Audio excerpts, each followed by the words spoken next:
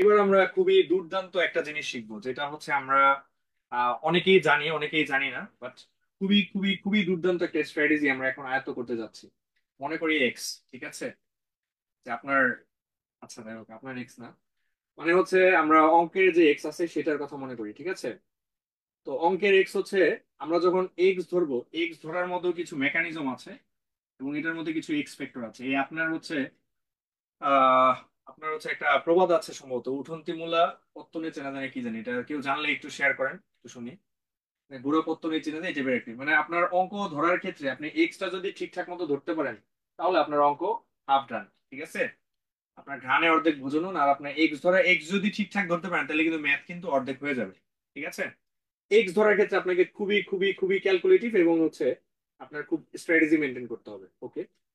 প্রথমত, আমরা হচ্ছে যখন লাভ ক্ষতির অঙ্ক করব, লাভ ক্ষতির অঙ্কের ক্ষেত্রে আমি হচ্ছে যখন রিটেন ম্যাথ করব তখন আমি 100x ধরবো, অথবা শুধু 100 ধরবো। যখন বাসায় এমসিকিউ করবো শুধু 100 ধরবো। তাহলে হচ্ছে আমার যদি রিটেন অঙ্কের ক্ষেত্রে যখন আমার হচ্ছে বললো যে আমার হচ্ছে 15% লাভ হইলো, তাহলে আমার হচ্ছে যে সিপি হচ্ছে 100x টাকা ক্রয় মূল্য, আর এটা হচ্ছে বিক্রয় মূল্য হচ্ছে 15% লাভ, এটা কত হবে? 115x টাকা। আর এইখানে আমি যদি ধরি 115 টাকা, ওকে। আচ্ছা, আর যদি আমি এখানে ধরি যে আমার হচ্ছে এটা 100 টাকা ছিল, এখানে মনে করেন আপনার হচ্ছে যে 10% লস হয়েছে, তাহলে এটার বিক্রয় মূল্য হয়ে যাবে 90 টাকা। তাহলে আমার ক্যালকুলেশন করতে খুব সুবিধা হবে এবং টোটাল যে চেঞ্জটা আছে এটা হচ্ছে খুব ইজিলি বোঝা যাবে, ঠিক আছে। এই জন্য সরাসরি উত্তরটা চলে আসবে। তাহলে আমরা এখানে দেখতে পারতেছি যে আমার হচ্ছে কস্ট ছিল এত টাকা, আর আমার হচ্ছে যে সেলিং প্রাইস ছিল এত টাকা, ওকে।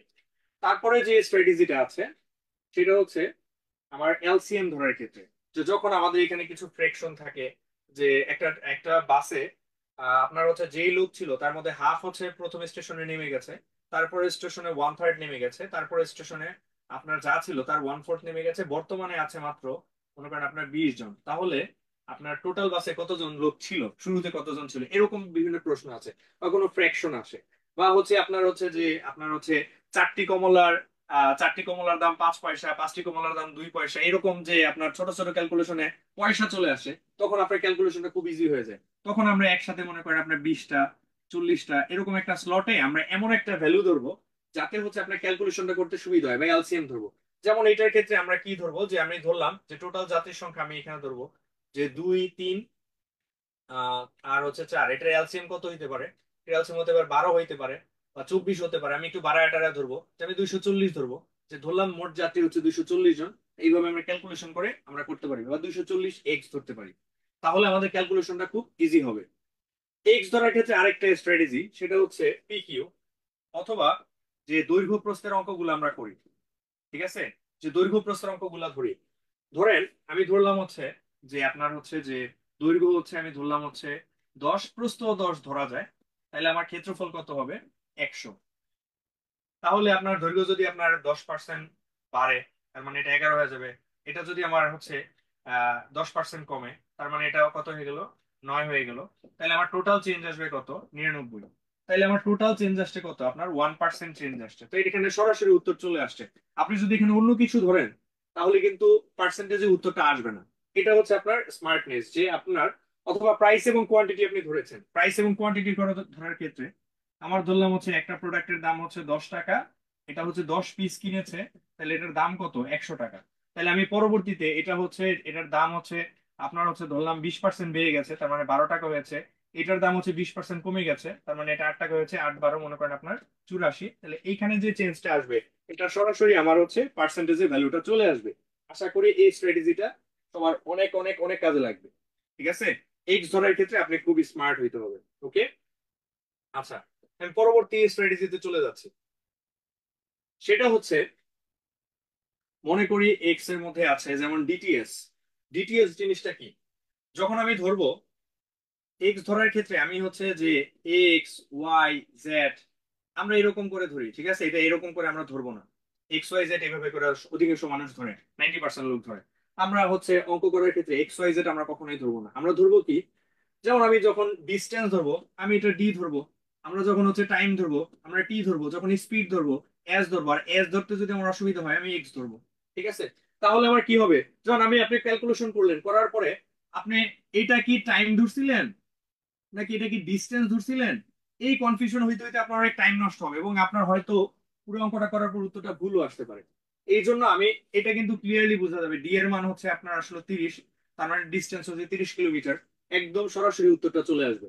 তো এই জন্য আপনি শার্টের দাম ধরতেছেন এস, আপনি মনে করেন আপনার আব্দুর রহিম আর ধরলেন, তারপর আব্দুর রহিম হচ্ছে ইনভেস্ট করছে আর টাকা, তারপর হচ্ছে করিম ইনভেস্ট করছে কে টাকা, আপনার হচ্ছে যে আপনার জলিল ইনভেস্ট করছে যে টাকা, আমরা এইভাবে ধরলে আমার সরাসরি চেনা যাবে যে আমি কার মানে কে কোনটা বা কার কোনটা ভ্যালু, এটা খুব ইজিলি বোঝা যাবে।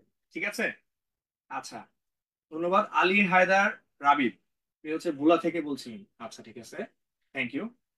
আচ্ছা, তারপরের যে স্ট্র্যাটেজিটা আছে, ঠিক আছে, এটা হচ্ছে 2R বা 2X ধরবো, এটা আমরা 2R হবে না, এটা হবে 2X।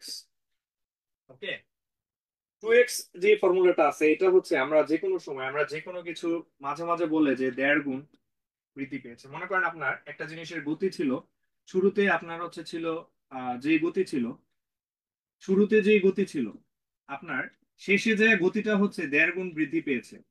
তো সবাই যেটা ধরবে আর কি, সবাই ধরবে 90% লোক, সবাই কি ধরবে যে আপনার শুরুতে ছিল আপনার এক্স, তো এটা 1.5 গুণ বৃদ্ধি পেয়েছে, এটা হচ্ছে 1.5x।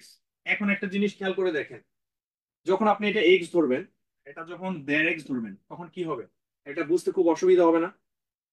এটা কিন্তু ক্যালকুলেশন করতে গেলে অনেক ঝামেলা হবে। তো আমি একটু স্মার্টলি এটা কি করবো, এটা আমি এক্স ধরবো না, এটা আমি ধরবো হচ্ছে, মনে করি যে যাওয়ার সময় গতি ছিল 2x এবং আসার সময় গতিটা 1.5 গুণ বেড়ে গিয়েছে, তার মানে আসার সময় গতি ছিল 3x। তাইলে আমার এখানে যে কোনো ফ্র্যাকশন ট্যাকশন ডেসিমাল আসলো না, আমার ক্যালকুলেশনটা খুব হালকা হয়ে গেল, আমার হচ্ছে কাজ করতে অনেক সুবিধা হবে, অঙ্ক করতে অনেক সুবিধা হবে। এটা হচ্ছে আমার স্মার্টনেস, ঠিক আছে। এবং এটার মাধ্যমে আমরা খুব ইজিলি ক্যালকুলেশনটা বের করতে পারবো। আশা করি সবাই বুঝতে পেরেছেন।